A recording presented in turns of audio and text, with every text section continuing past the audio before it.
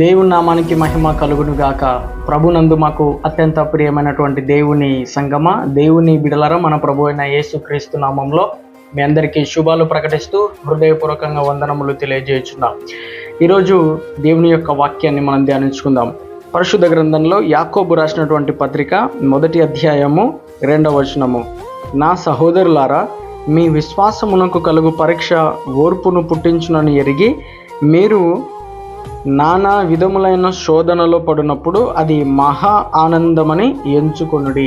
నానా విధములైన శోధనలో పడినప్పుడు, శోధనలో ఎవరు పడతారు అని అంటే ముఖ్యంగా మనం గుర్తుపెట్టుకోవాల్సినటువంటి విషయం, దేవుని బిడ్డలు. యేసుక్రీస్తుని ఎవరైతే నమ్మినారో, యేసుక్రీస్తుని ఎవరైతే విశ్వసించినారో, బాప్తిసం పొంది ఆధ్యాత్మిక జీవితంలో ఎవరైతే ఎదుగుతున్నారో వారికి ఖచ్చితంగా నానా విధములైనటువంటి శోధనలు వస్తాయి. ఈ శోధనలు వచ్చినప్పుడు ఈ శోధనలను ఎలా ఎంచుకోవాలి అంటున్నాడు భక్తుడు అంటే మహా ఆనందం అని ఎంచుకోవాలా. శ్రమ వచ్చినప్పుడు కృంగిపోకూడదు. శ్రమలు వచ్చినప్పుడు మనము కృంగిపోయి మన ఆధ్యాత్మిక జీవన విధానాన్ని చెరిపివేసుకోకూడదు. ఇది మహా ఆనందం అని ఎంచుకోవాలా. ఇందులో దేవుని యొక్క అనుగ్రహం ఉంది, దేవుని యొక్క బలం ఉంది, దేవుని యొక్క శక్తి ఉంది. దేవుడు మనకి ఇచ్చేటువంటి ఆశీర్వాదాలు దాగి ఉన్నాయి. యేసు ప్రభు ఈ లోకంలో ఉన్నప్పుడు ఆయన కూడా శోధింపబడ్డాడు.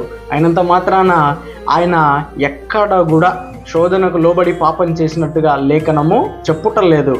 కానీ ఈ రోజుల్లో క్రైస్తవులని పిలువబడేటువంటి వారు అనేక మంది శోధనలు వచ్చినప్పుడు శోధనలకు లోబడి పాపం చేసేటువంటి వారుగా ఉన్నారు, దుఃఖపడేటువంటి వారుగా ఉన్నారు, వేదన పడేటువంటి వారుగా ఉన్నారు. ఈరోజు నువ్వు అలా ఉన్నావేమో, ఒకసారి నీ హృదయాన్ని నువ్వు పరిశీలన చేసుకో. నీకు శ్రమలు వచ్చినప్పుడు అది మహా ఆనందం ఎంచి వాటిని నువ్వు జయించేటువంటి వాడవుగా ఉండాలి. వాటిని జయించాలంటే ప్రభు యొక్క నీడలో ప్రభుని ఆశ్రయించేటువంటి దేవుని బిడగా, దేవుని కుమారుడుగా, దేవుని కుమార్తెగా నువ్వు ఎదగాలని దేవుడు ఆశిస్తున్నాడు.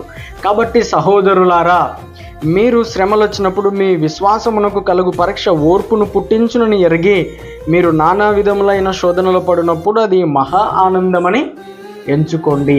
మీ విశ్వాసమునకు పరీక్ష లాంటిది ఇది. మీ విశ్వాసానికి ఇదొక పరీక్ష. ఈ పరీక్షలో మీరు నెగ్గండి. ఈ పరీక్షలో మీరు ఏం చేయాలి తెలుసా? పాస్ అవ్వాలి. దేవుడు మనకు శ్రమలు ఇచ్చినాడు అని చెప్పి బాధపడకూడదు. వాటిని ఎదుర్కొనేటువంటి శక్తి సామర్థ్యాలు ప్రభు మనకి ఇస్తాడు. కాబట్టి శ్రమలు వచ్చినప్పుడు కృంగిపోవద్దు. అది మహా ఆనందం అని ఎంచుకొని ఆధ్యాత్మికంగా సంతోషంగా ముందుకు కొనసాగు. దేవుడు నిన్ను బలపరుస్తాడు. God bless you.